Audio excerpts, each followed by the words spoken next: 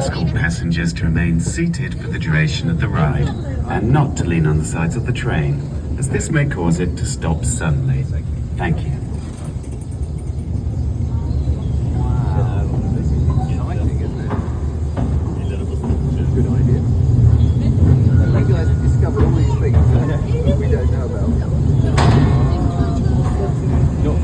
Hello and welcome to Mail Rail. You're about to explore some of London's hidden underground postal railways. I'm Andy, your guide today, and I'm joined by Ray Middlesworth. Hi Ray. I worked here as an engineer for 27 years, keeping the trains running, but not just any old trains. This unique narrow gauge railway was designed to carry mail, not people. So if you're feeling a little cramped, that's why. And although we have a driver today, the original mail trains were driverless. It was a huge network of automated electric trains running right under central London, carrying mail between main railway stations and sorting offices much faster than along the congested streets above our heads. And it's amazing to think construction of the railway began as far back as 1914, with the tunnels dug by hand. Work was put on hold during the First World War. When the railway finally opened in 1927, it cut the journey time across London from a few hours to just 30 minutes. It was an engineering marvel. Rail ran almost non-stop, night and day, for over 75 years until 2003. As we explore, we'll be going back in time to see tunnels, loading platforms, and a few surprises. We'll be at our first stop in a few minutes.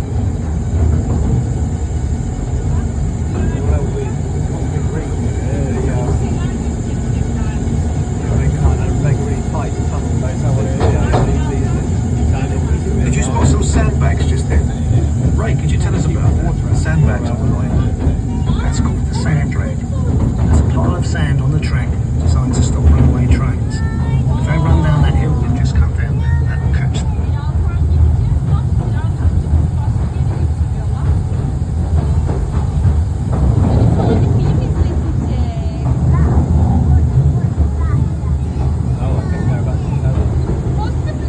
The platform you're about to see looks much as it did on the day it shut down in 2003. Ray, can you describe it for us?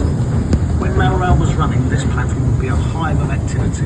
You'd see people playing darts between the trains arriving, guys conversing back and forth and wheeling work up and down. It was a noisy and lively place to work. Ray's going to tell you more about life working on the railway as we take a trip down memory lane through the many decades of Mail Rail.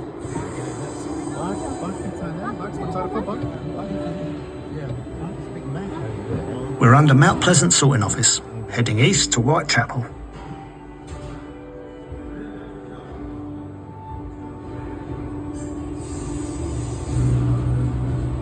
It was hard work down here, but we all thought we were part of something important.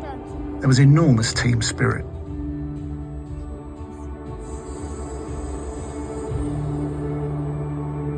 We seemed to get ourselves in the news a lot in the 90s. It didn't hurt that Bruce Willis made a film down here called Hudson Hawk.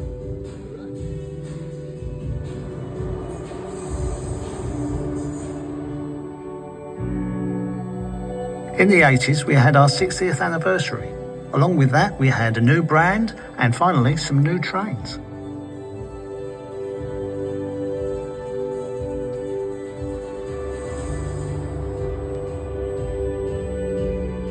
I'll tell you two things that sum up the 70s. Postcodes made life a lot easier, and strikes made life not so easy.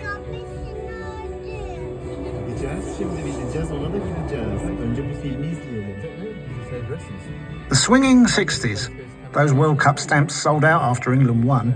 There were a few celebrations down here that summer.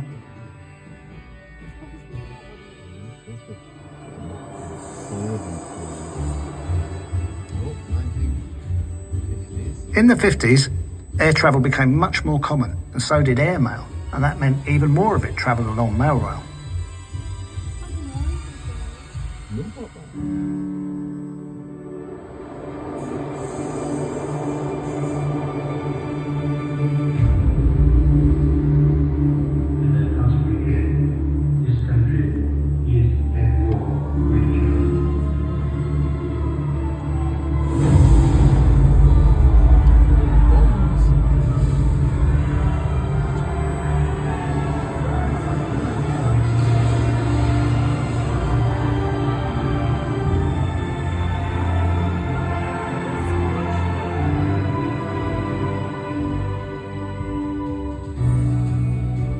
The railway was bombed several times. This station suffered the most damage when it was hit in 1943. Amazingly, the railway was back up and running the very next day. That reflected how vital the railway had become. Good morning, ladies and gentlemen. This is your driver speaking. If I can request you not to lean on any side of the doors, this stops the train from moving. Thank you.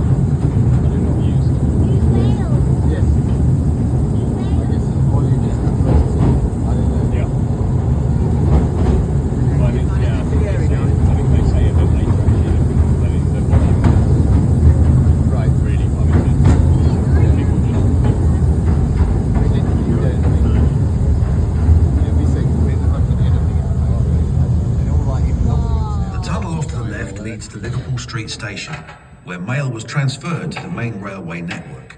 Further down that tunnel, it looks like a maintenance crew is checking the flood barriers. This side's good. What's that like? Big heavy steel doors that close it off. During the railway's construction, 10 men scrambled to safety when the nearby River Fleet broke into where they were digging. The barriers here were installed later, after the war, but they never had to be used. Ray, there's something else here that people might be interested in. Can you tell us about that? When we move off just up ahead, look down towards the track. You might catch a glimpse of the train graveyard, where disused trains are stored. I must have worked on all of them at some time or other.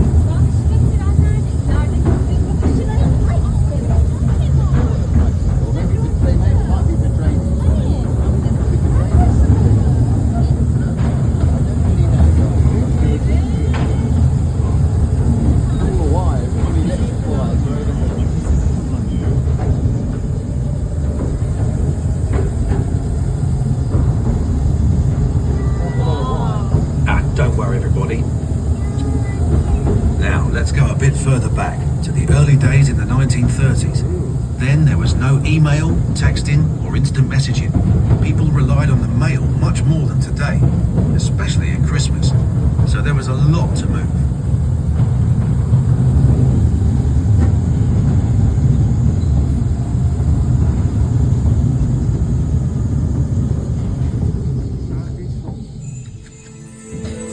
Trainloads of mail arrived at every station, every few minutes, with less than 60 seconds to unload and reload.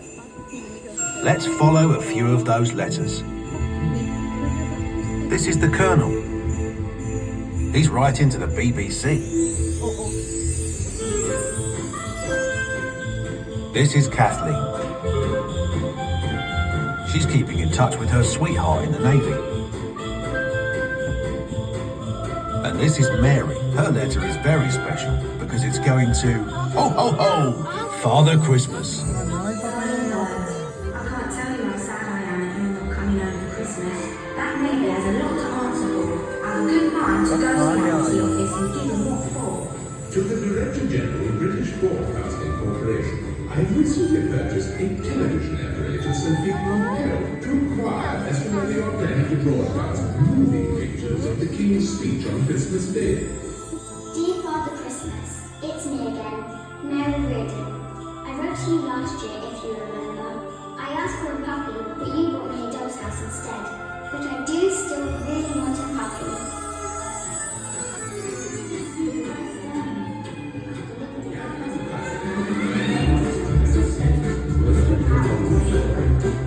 Father Christmas Day, the drawing of a puppy. Must be important. Here you go.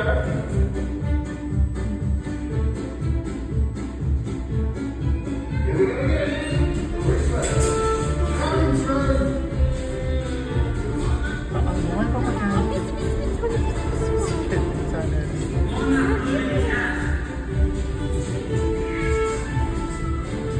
That's a Paris in Manchester.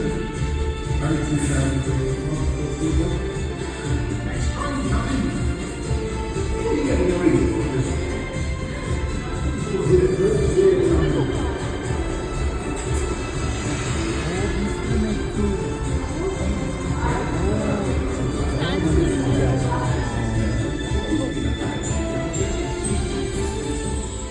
Must go now, or I shall be late for work.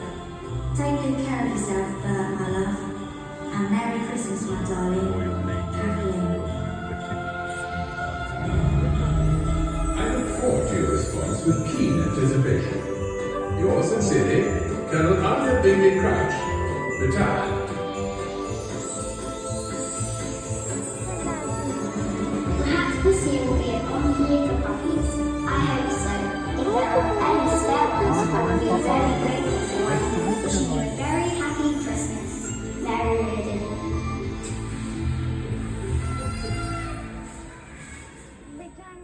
So those 3 letters travelled along mail rail and got delivered quickly and safely. You could say that mail rail was the beating heart of the British postal system. 10 million Christmas cards a day, that's a lot of cards.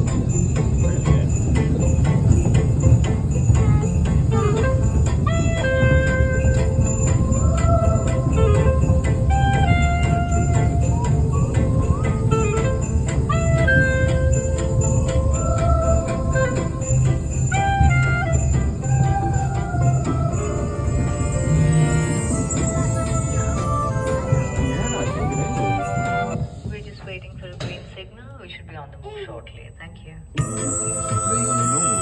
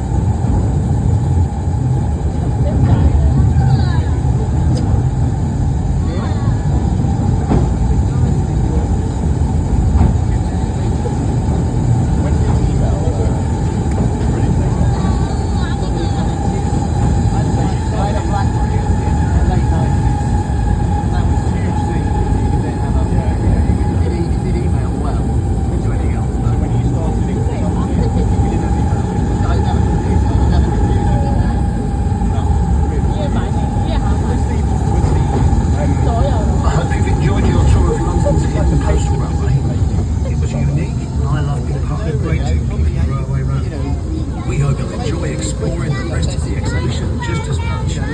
Goodbye and Merry Christmas. Goodbye and Merry Christmas. Right. Is this, so not, are we back? So there we are. So we can do the arts and crafts bit, and then we can go over to the museum bit.